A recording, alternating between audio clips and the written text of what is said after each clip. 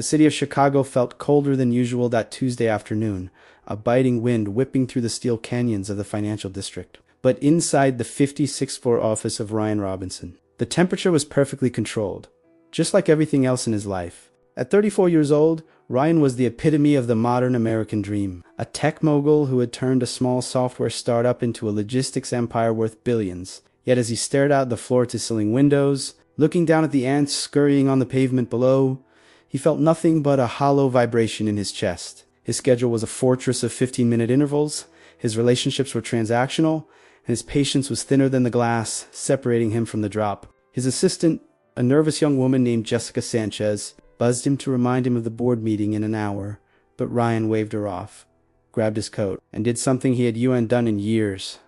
He decided to leave the office in the middle of the day. He told himself it was to clear his head before the merger, but deep down a strange intuition was pulling him toward the street, a magnetic force dragging him away from the sterility of his ivory tower. He bypassed his driver, opting to take his black sports car, needing the illusion of control that came with gripping a steering wheel, and merged into the chaotic traffic of the loop. As he drove, his mind drifted to the only family he had left, his 86-year-old grandmother, Dorothy Martinez. She was the woman who had raised him after his parents died in a car crash when he was 7. The woman who had scraped together pennies to buy his first computer, yet now she was just another line item on his exorbitant monthly expense report. He had moved her into the Gilded Horizon, the most exclusive assisted living facility on the Gold Coast, paying $15,000 a month to ensure she had the best medical attention, gourmet meals, and 24-hour surveillance. In Ryan's mind, money was the highest form of love. By providing her with luxury, he believed he was repaying her for her sacrifice, even if he hadn't visited her in 3 months. He convinced himself that his absence was necessary to maintain the empire that paid for her comfort. The traffic came to a standstill near Lincoln Park, forcing Ryan to detour through a side street that bordered the park's edge, a route he never took. He tapped his fingers impatiently on the leather console, his eyes scanning the sidewalk with disdain, until his gaze froze on a figure sitting on a weathered wooden bench near a hot dog stand. It was Dorothy. The shock hit him like a physical blow to the gut because Dorothy was supposed to be in her climate-controlled suite, likely watching old movies or napping, not sitting exposed to the wind on a public bench. But what made Ryan's blood run cold wasn't just her presence there. It was the person sitting next to her. A large, broad-shouldered young man, perhaps 29 or 30, wearing a faded navy blue hoodie and torn jeans, was leaning in close to her. To Ryan's cynical eyes, trained to spot liabilities and threats, the scene looked sinister. A vulnerable, wealthy, elderly woman with dementia issues being cornered by a street thug. He watched as the man handed Dorothy a paper cup, and she took it with trembling hands, a smile on her face that Ryan hadn't seen in years. That smile didn't comfort him.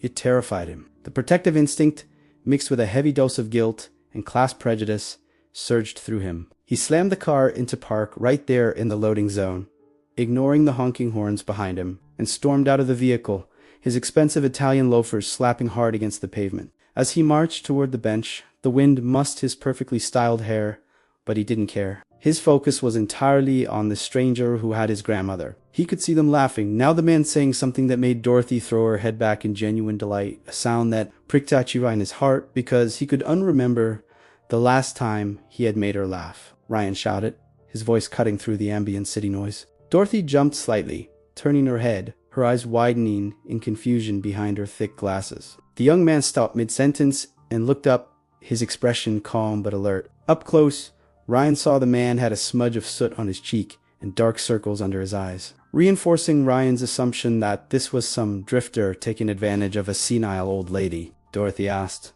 her voice raspy. Ryan ignored her question, stepping between her and the stranger, effectively using his body as a shield. He turned his glare on the man. "Get away from her," Ryan commanded, his voice low and dangerous, the voice he used to intimidate rival CEOs. The young man didn't flinch. He didn't scramble away or look guilty as Ryan expected. Instead, he slowly stood up, revealing that he was taller than Ryan, with a solid, muscular build that spoke of physical labor, not gym vanity. He held his hands up in a gesture of peace, his palms open. "Hey, take it easy, man," the stranger said, his voice rough but steady. "Nobody is hustling anyone." Ryan let out a sharp, incredulous laugh. "Coffee."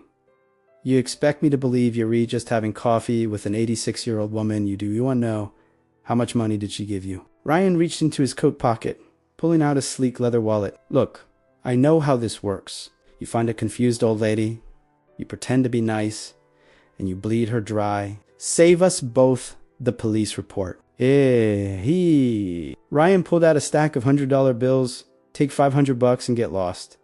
Dorothy struggled to stand up, her cane clattering to the ground.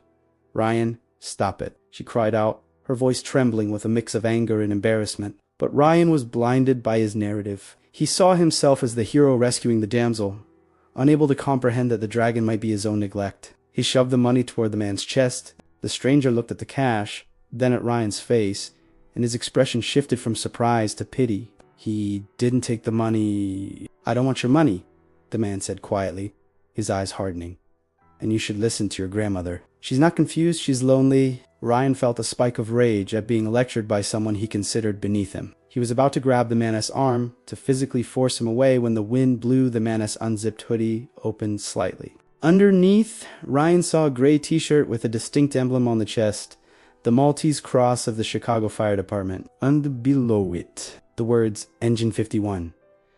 The visual cue caused Ryan to pause for a fraction of a second. This was Unidrifter. This was a firefighter, but his arrogance quickly rationalized it. Firefighter or not, he was still a stranger with his wealthy grandmother outside the facility where she was supposed to be locked down. I don't care what you are, Ryan spat out, though with slightly less venom. You have no business removing her from the facility. He turned to Dorothy, grabbing her arm gently but firmly. Grandma, we are going back. Now, I'm calling the administrator. Dorothy pulled her arm back with surprising strength, tears welling in her eyes. I wasn't kidnapped, Ryan. I walked out. She looked at the young man, a look of desperate pleading. Brandon, please, don't leave. The young man, Brandon Carter, sighed and stepped forward, ignoring Ryan's aggressive stance. She was sitting on the curb 3 blocks from here, sir. She was out of breath and disoriented. I didn't take her out. She was sitting on the curb 3 blocks from here, sir. She was out of breath and disoriented. I didn't take her out. I found her. I was walking her back, but she asked to sit for a minute because her legs hurt. We were just talking. Ryan looked back and forth between them. The narrative in his head was cracking, but his pride wouldn't let it shatter completely. You found her? And why didn't you call the police? Why are you sitting here drinking coffee? Ryan demanded, desperate to find a flaw in Brandon's story to justify his own anger. Brandon looked down at Dorothy, a softness in his eyes that Ryan couldn't comprehend. Because she asked me not to, Brandon said simply. She said if the police came, they'd make a scene, and she just wanted to feel like a normal person for 10 minutes. So I bought her a hot chocolate. Ryan felt the eyes of passers-by on them. He felt the cold wind, but mostly he felt a strange, creeping sensation that he was the villain in this scene. He looked at his grandmother, a woman he threw money at to keep safe, and realized she was wearing a coat he didn't recognize, a heavy, oversized firefighter's turnout coat draped over her shoulders. Brandon had given her his coat to keep her warm. The sight of that heavy, fire-resistant turnout coat draped over Dorothy's frail shoulders was the catalyst that finally cracked the polished veneer of Ryan's composure. The yellow reflective stripes on the coat caught the dull afternoon light, a stark contrast to the refined cashmere wool of Ryan's own bespoke overcoat. And for a moment, he felt a crushing sense of inadequacy that his billions of dollars couldn't fix. He stood there on the sidewalk, the wind biting at his exposed face, looking at the CFD emblem on the back of the coat, and realized that, while he had been checking stock prices, a complete stranger had literally given the shirt off his back to keep his grandmother warm. The silence stretched between the 3 of them, heavy and suffocating, until Brandon broke it. Not with arrogance, but with a practical, grounded urgency. Look, Mr. Robinson, Brandon said, his voice dropping an octave. Losing the defensive edge, she's shivering. The facility is a 10-minute drive, but she needs to warm up now. There's a diner around the corner. Lou's place, it's not 5-star, but the coffee is hot and the booths are warm. Let's just get her inside before we argue about kidnapping and lawsuits. Ryan wanted to refuse to exert his authority and whisk Dorothy away to the safety of his luxury car, but he looked at her face, pale pinched with cold, yet looking at Brandon with an expression of absolute.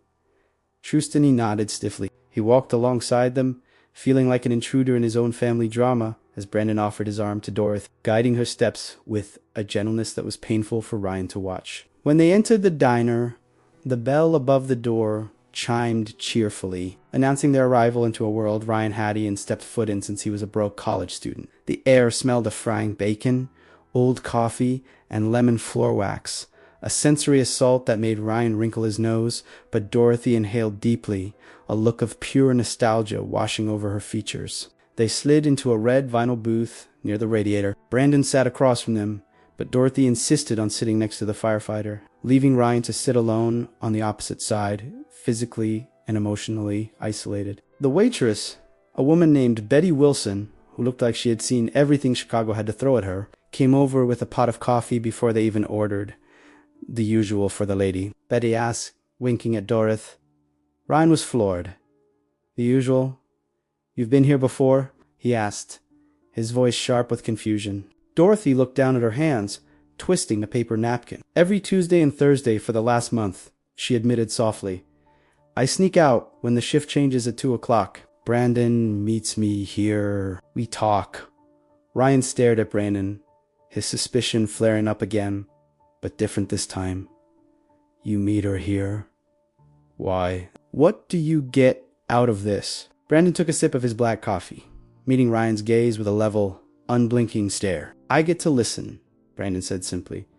Do you know your grandmother was one of the first female draftsmen for the City Architecture Bureau in the 60s? Do you know she helped design the structural supports for the library you probably drive past every day? Ryan opened his mouth to speak, but closed it. He didn't know that. He knew she had worked in the city, but he had never asked for details. He treated her past as a prelude to his present, not as a story of its own. Brandon continued, She tells me about the buildings, she tells me about your grandfather, and she tells me about you. She's very proud of you, even if you are too busy to call. The words landed like darts. Ryan felt a flush of heat rise up his neck, not from anger, but from a deep, resonant shame. He watched as Betty brought over a slice of cherry pie, placing it in front of Dorothy. On the house, sweetie, Betty said. Dorothy's eyes lit up in a way Ryan hadn't seen since he bought her the penthouse suite at the facility. But this joy was different. It was grounded in connection, not possession. As Dorothy ate, she began to tell a story about a winter in 1978, the Great Blizzard, and how she and Ryan's father had been trapped in their house for 3 days. She described the games they played, the way they melted snow on the radiator to drink when the pipes froze. Ryan listened, mesmerized. He had never heard this story. In his mind, his father was a tragic figure, a ghost. But in Dorothy's story, he was alive, laughing, and resourceful. Ryan looked at Brandon, who was leaning in, chin in hand, listening with the intensity of a man watching a gripping film. This stranger knew more about Ryan's family history than Ryan did. I don't understand, Ryan interrupted, his voice quieter now, stripped of its corporate bravado. You're a firefighter. You have a job, a life. Why spend your free time with an old woman you met on the street? Brandon paused, looking out the window at the gray street. I grew up in the system, Mr. Robinson, foster homes, gropey homes. I never knew my parents, and I certainly never knew my grandparents. I used to watch families in the park, seeing the grandmothers give candy to the kids, seeing that unconditional love, and I ache for it. 2 years ago, I pulled an elderly woman out of a burning apartment complex in the South Side. She didn't make it. She died in the ambulance holding my hand because she had no one else to call. Brandon's voice cracked slightly, the trauma of the job briefly visible behind his calm demeanor. After that, I promised myself I wouldn't let old folks be invisible. I started volunteering at the senior center, just visiting. That's where I met Dorothy initially, before she moved to the Gilded Horizon. When she moved, she called me crying, saying she was lonely. So I started visiting. But the staff, they didn't like me coming around, said I wasn't a prude family. So we started meeting outside. Ryan felt like the villain in a Dickens novel. He had moved her to the Gilded Horizon to give her the best, but he had isolated her in a golden cage where her only friend had to smuggle her out just to have a conversation. He looked at his grandmother, seeing her not as a dependent, but as a survivor, a woman with a rich internal life that he was starving. The staff stopped you? Ryan asked, his brow furrowing. I pay them $15,000 a month. If she wants a visitor, she gets a visitor. Dorothy looked up, pie crumbs on her lip. It's not just that, Ryan. It's the rules: no outside food, no loud laughter. Nap time is at 2 p.m. whether you're tired or not. It's like a waiting room for the grave. And Patricia, ... She's the worst. The mention of the head nurse's name made Dorothy shudder physically. Patricia tells me I'm confused when I'm not. She tells me you called when you didn't, just to keep me quiet. She treats us like inventory. A cold fury began to replace Ryan's shame. He was a man who built his empire on efficiency and results, but he also built it on control. To realize that his money was funding his grandmother's misery was a blow to his ego and his heart. "We're going back," Ryan announced suddenly, sliding out of the booth. Dorothy looked terrified. "No, please, Ryan, don't take me back yet. I don't want to go to my room." Ryan shook his head, his expression grim but resolute. "We aren't going back so you can go to your room, Grandma. We are going back so I can see exactly what I've been paying for. And Brandon..." Ryan turned to the firefighter, who was reaching for his wallet to pay for the coffee. Ryan put a hand on Brandon's wrist, stopping him. The contact was firm, a bridge between two worlds. "You're coming with us. I want you to walk in through the front door with her." The drive to the Gilded Horizon was silent, the air inside the sports car thick with anticipation. When they pulled up to the circular driveway, the building looked impressive: manicured hedges, marble columns, a doorman in a top hat butt. Now Ryan saw it through Dorothy's eyes. It looked sterile. It looked like a mausoleum. They walked in, Ryan flanking Dorothy on the left, Brandon on the right, still wearing his hoodie. A visual disruption to the lobby's beige. The receptionist, a young woman who was usually glued to her phone, jumped up when she saw Ryan. "Mr. Robinson, we didn't expect you. We were just about to call you Mrs. before she could finish." The double doors to the residential wing swung open and a tall, severe-looking woman in a crisp white uniform marched out. It was Patricia Johnson, the head nurse. She didn't see Ryan at first. Her eyes locked onto Dorothy and Brandon. Patricia's voice was shrill, dripping with condescension. "Mrs. Martinez, you know the rules. You are not allowed to leave the premises without a chaperone." She pointed a manicured finger at Brandon. "I have told you repeatedly that you are trespassing. I am calling the police this time." She grabbed Dorothy's arm, not gently, pulling her toward the doors. "Come along, Dorothy. No dessert for you tonight." Dorothy shrank back, her eyes filling with tears of humiliation. Brandon stepped forward, his fists clenched at his sides, ready to intervene, but Ryan moved faster. He stepped out from behind the pillar where he had been standing, his presence hitting the room like a thunderclap. "Let go of her arm," Ryan said. His voice wasn't loud, but it carried the weight of a man who could buy the building and burn it down in the same afternoon. Patricia froze her hand, still gripping Dorothy's arm. She looked up, her face draining of color, as she recognized the primary benefactor of the facility. "Mr. Robinson, I didn't see you. I was just ... Ryan closed the distance between them in two long strides. He looked up Patricia's hand on his grandmother's arm until Patricia released her grip as if she had been burned. "This street person," Ryan said, gesturing to Brandon, "is the only person in this entire city who has treated my grandmother with the dignity she deserves. While I was paying you a fortune to safeguard her, she was escaping just to feel human. You told her I called when I didn't." Ryan turned to look at the lobby, at the other elderly residents sitting in her back chairs, staring blankly at a television. He saw the despair he had been too busy to notice. He looked back at Brandon, who was standing protectively near Dorothy, and then at his grandmother, who was standing taller now that her two defenders were united. "Patricia," Ryan said, his voice icy, "pack her things. All have them. And while you're at it, call the board of directors." The shock in the room was palpable, but for the first time in years, the knot in Ryan's chest began to loosen. He wasn't just fixing a problem with a checkbook anymore. He was stepping into the mess, ready to fight. But as they stood there, a question hung in the air: where would she go? Ryan's penthouse was a glass box of sharp edges, not a home for an 80s. And what about Brandon? Ryan realized with a start that he didn't want the firefighter to leave. He needed him. He needed him to teach him how to be a grandson. The silence in the penthouse was different from the silence in the office. It wasn't sterile. It was pregnant with possibility. Ryan stood in the center of his expansive living room, watching Brandon help Dorothy settle into the plush velvet armchair near the fireplace Ryan had never actually lit until tonight. The transition from the nursing home to Ryan's apartment had been a whirlwind of packed boxers, signed discharge papers, and a very public dressing down of the facility's administration. But now, the dust was settling. Dorothy looked small in the vast, modern space. But she didn't look lost. She looked at Brandon, then at Ryan, a tentative smile playing on her lips. "It's very open," she commented, looking at the floor-to-ceiling windows that offered a panoramic view of the Chicago skyline. Ryan poured 3 glasses of water. He didn't have hot chocolate, but he made a mental note to buy some. "It's temporary," Grandma Ryan said, sitting on the edge of the coffee table, facing her. "I'll find a better place, a house with a garden." He looked at Brandon, who was standing awkwardly by the door, clearly feeling like his role in the drama had concluded. "You don't have to stand there like a bodyguard, Brandon. Sit down." Brandon hesitated, then took a seat on the adjacent sofa. "I should probably get going, Mr. Robinson. I have a shift starting at 6 a.m. tomorrow." Dorothy reached out, her hand hovering in the air until Brandon took it. "You're not going anywhere just yet," she said firmly. "Ryan, this boy, this man, he wants to be a paramedic.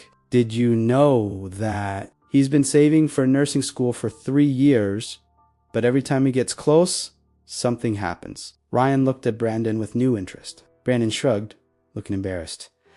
"I love the fire department, but the medical side, that's where you really connect with people, like with Dorothy. But yeah, tuition is steep, and the city pay is ...